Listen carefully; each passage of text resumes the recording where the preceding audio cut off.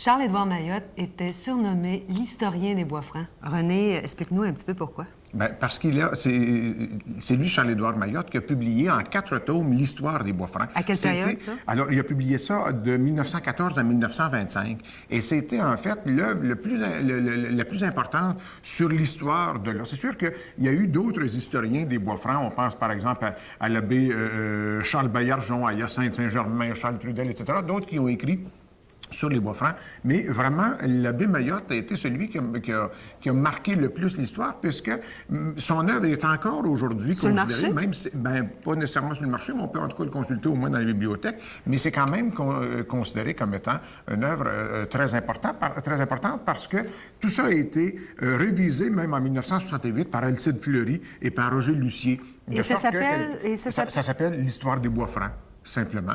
Et puis, ça nous donne toute l'histoire de ce secteur-là, en fait, de cette région-là, de cette zone-là du centre du Québec, toute la partie, là, Victoriaville et autour, puis en descendant jusqu'à Gentilly, puisque dans l'édition originale, il est question aussi de Gentilly, tout ça. Pourquoi? Parce que... Lui, il vient de Gentilly, là. Ben, oui, lui, il vient de Gentilly. Puis les gens qui sont allés s'établir dans les Bois-Francs sont des gens qui viennent justement de Gentilly, Saint-Pierre-les-Béquets, Bécancour. Alors, c'est un peu cette histoire-là qu'il a voulu relater.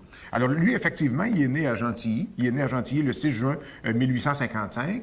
Il a fait ses études ici, au séminaire de Trois-Rivières. Il a été ordonné prêtre par Monseigneur Laflèche en 1881, 4 ans avant qu'il y ait la division entre le diocèse de Trois-Rivières et le diocèse de Nicolette. C'est en 1885 que cette division-là a eu lieu, de sorte qu'on peut l'imaginer, lorsqu'il a été ordonné, être justement à l'intérieur de toute cette dynamique-là, je dirais, qui amènera ensuite, 4 ans plus tard, la division des 2 diocèses. Il a écrit aussi une monographie sur l'histoire de Gentilly. Il a été vicaire là à Gentilly pendant 6 ans. Il a été curé de Saint-Louis-de-Blenford pendant 22 ans. Il a été curé de Saint-Paul-de-Chester. À Saint-Paul-de-Chester, d'ailleurs, il a terminé là l'intérieur de l'Église. Il a inauguré aussi le monument à Charles Héon, qui est le fondateur des Bois-Francs. Alors, quand on s'en va à Saint-Louis-de-Blenford, il y a là un monument en hommage à Charles Héon. Il est aussi à l'origine de la Croix lumineuse sur le mont d'Arthabasca. Et puis, il est décédé là, à Arthabasca, en 1937. Il y a un monument à sa mémoire sur la rue Laurier, à Arthabasca. Puis, est-ce que le fameux, tu sais, la fameuse roche à Mayotte de Deschaillons sur Saint-Laurent, est-ce que c'est un parent de... Bien, c'est effectivement descendant du même ancêtre, les deux, Charles-Édouard Mayotte et puis Modeste Mayotte. Alors, le géant Mayotte, la roche à Mayotte, ça commémore en fait un personnage assez imposant qui s'appelait Modeste Mayotte. Mais c'était le géant Modeste Mayotte. Modeste Mayotte, on est au début du 19e siècle. Okay. Et Modeste Mayotte était très grand. Il faut... Modeste, puis il mesurait 6 pieds 8. Oui, c'était vraiment un géant parce que il mesure... Oh non, c'était pas 6 pieds, c'était 7 pieds et... Attendez, 7 pieds et 10, je pense à peu près qu'il mesurait. Parce que moi, il faut que je sois debout, que je m'étire le bras complètement avec le poing fermé. Et là, j'arrive à sa grandeur. Il avait les bras, les biceps, gros comme mes cuisses à moi. Alors, c'était quelqu'un... Faudrait montrer tes cuisses, peut-être? Non. Mais c'était quelqu'un qui était effectivement très imposant. Puis il a voulu, en quelque sorte, Modeste Mayotte, jouer le tour aux ouvriers qui étaient en train de faire la route, la route 132, qui étaient en train de retravailler sur la route. Puis il y avait une grosse pierre qui était là, qu'ils n'arrivaient pas à déplacer avec le cheval. Et c'est Modeste Mayotte qui est arrivé à côté. Il a roulé la pierre, il l'a tassée simplement sur le chemin. De sorte que quand les ouvriers sont revenus dîner, la pierre avait été tassée.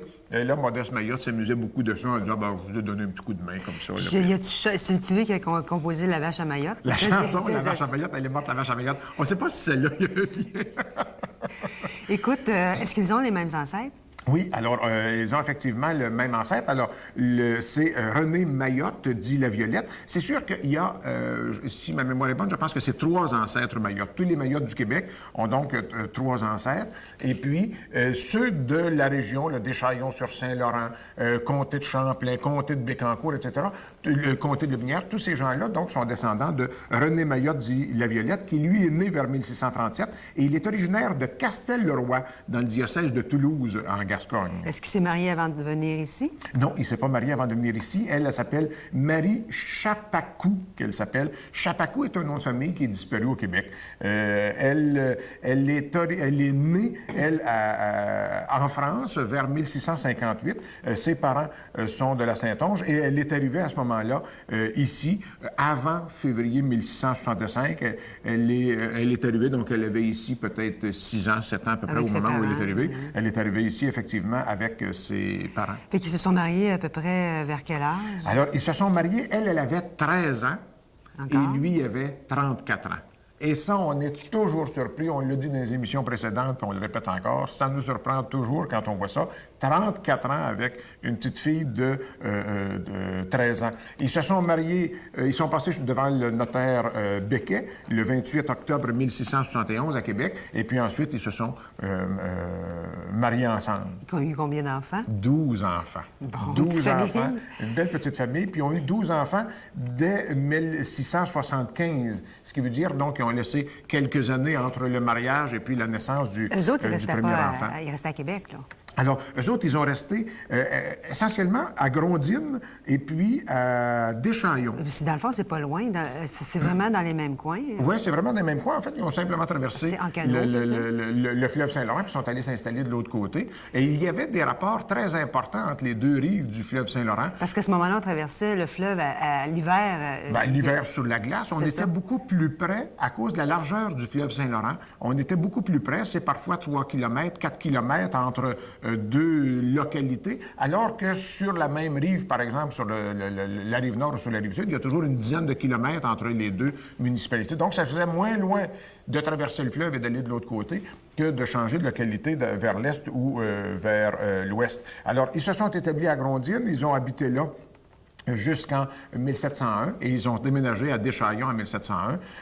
René Mayotte et Marie Chapakou sont parmi les pionniers, les premières familles établies à Deschaillons-sur-Saint-Laurent. On connaît aussi les Leboeuf, les Lemay et d'autres, mais Est-ce que ça veut dire que les Mayottes, finalement, ils ont tous le même ancêtre?